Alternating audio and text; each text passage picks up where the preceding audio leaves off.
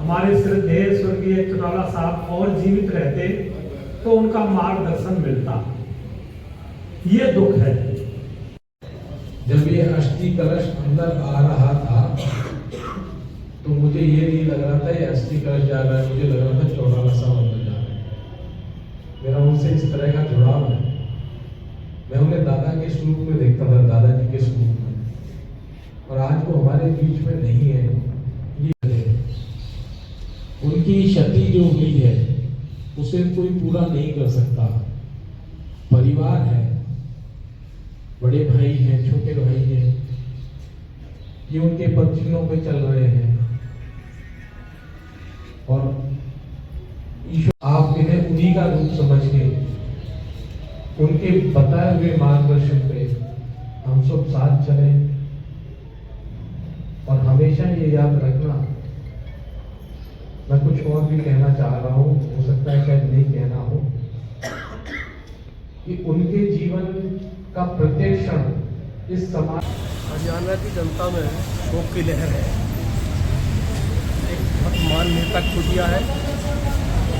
आज सारे हरियाणा प्रदेश में लोग कीड़ा फार्म भी जा रहे हैं। उस दिन से ही मैं भी वहाँ गया था, और अस्थि कलश जो उनकी अस्थि कलश की यात्रा शुरू की है उनके उत्तराधिकारियों ने, उनके संसदों ने, बहुत अच्छी बात है। ताकि जो लोग वहाँ नहीं जा पाएंगे उनको यहीं श्रद्धापूर्वक कर सकते हैं लोग।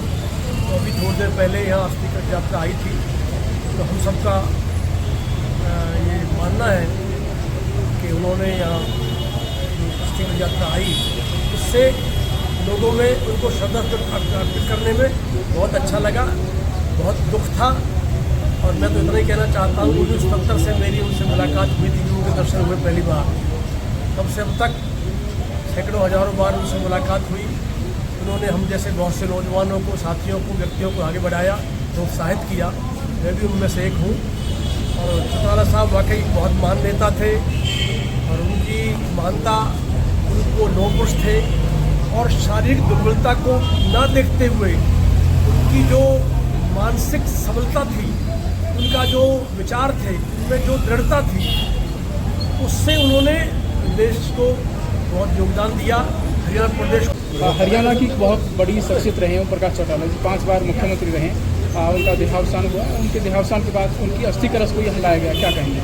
देखिए, आज बड़ी दुख की बात है, माननीय चौधरी ओम प्रकाश चौटाला जी हमारे बीच में नहीं है, लेकिन जिले में उनका आज अस्थि कलश आया है, और उसे देख के सारा जो जिले की जो मेन क्रीम थी, आज श्रद्धांजलि देने के लिए वो लोग आए। हम भी सब उनके साथ बतौर मंत्री मैंने भी काम किया।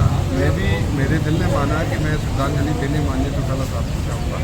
और चौटाला साहब एक बहुत बड़ी शख्सियत थे, एक संस्था थे। उन्होंने राजनीति को चंडीगढ़ से लेके गलियों तक पहुँचाने का काम किया, और वो गरीब की आवाज़ बन के वो उस ताले की चाबी थे जिसको जो है ना कानून नहीं खोल सकता था, चौटाला साहब खोल सकते। चौटाला साहब एक बहुत बड़ी गरीब मजदूर किसान के मसीहा थे, और उन्होंने जो भी फैसले आए थे गरीब किसान मजदूरों ने उन्हें स्वीकार किया था। 5 बार मुख्यमंत्री रह के प्रदेश का उन्होंने नाम रोशन किया, एक किसान के बेटे का नाम रोशन किया। हम परम पिता परमात्मा से प्रार्थना करते हैं कि इस राष्ट्र को आगे बढ़ाने में जो उनका सहयोग था, परमपिता परमात्मा ऐसी हस्ती को अपने चरणों में स्थान दे। और इसके लिए कोई पार्टी पॉलिटिक्स नहीं होती। मैं लोगों से भी कहूँगा, जिले के लोगों से, उनके जो अस्थि कलश आया है उस पर आप फूल चढ़ा के उनकी भावनाओं को आगे बढ़ाने का काम। नायब साहब, लोगों का कहना है कि ओम प्रकाश चौटाला जैसे मुख्यमंत्री हरियाणा प्रदेश में ना हुए हैं और ना होंगे, क्या कहेंगे इस बात? देखिए, चौधरी ओम प्रकाश चौटाला जी अपने आप में मुँह से निकला हुआ जो शब्द था उनका, आपने कभी सुना था ताऊ देवदास जी ने कहा पेंशन बना हुआ, पेंशन बनी। चौटाला साहब का भी यही था, जो मुँह से शब्द निकालते थे उनसे वो करते थे।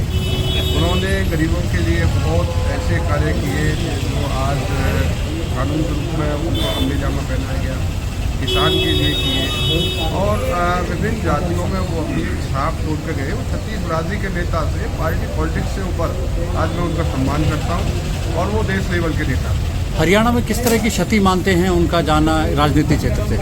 निश्चित तौर पर एक ग्रामीण आंचल का नेता जो गांव, गरीब, मजदूर, किसान की सुनने वाला व्यक्ति था, आज उसका अभाव हुआ है। आज ऐसा नेता जिन्होंने गांव के गलियारों में चंडीगढ़ की राजनीति को जलाने का काम किया था और जिन्होंने चलते हुए व्यक्तियों को एमएलए बनाकर, चाहे वो बाजीगर कलर का हो, चाहे वो वाल्मीकि कलर का हो, चाहे वो कोली कलर का हो, ऐसे गरीब जातियों के, घुमंतु जातियों के व्यक्तियों को भी उन्होंने राजनीति में शामिल करने का जो काम किया था, एक मिसाल थे चौधरी ओम प्रकाश चौटाला जी को। आज मैं उनके चरणों में नमन करता हूँ, भगवान से प्रार्थना करता हूँ कि उन्हें अपने चरणों में स्थान दें और उनके ना होने से प्रदेश की राजनीति में एक बहुत बड़ी कमी हमें आएगी, जिसकी क्षतिपूर्ति होना मुश्किल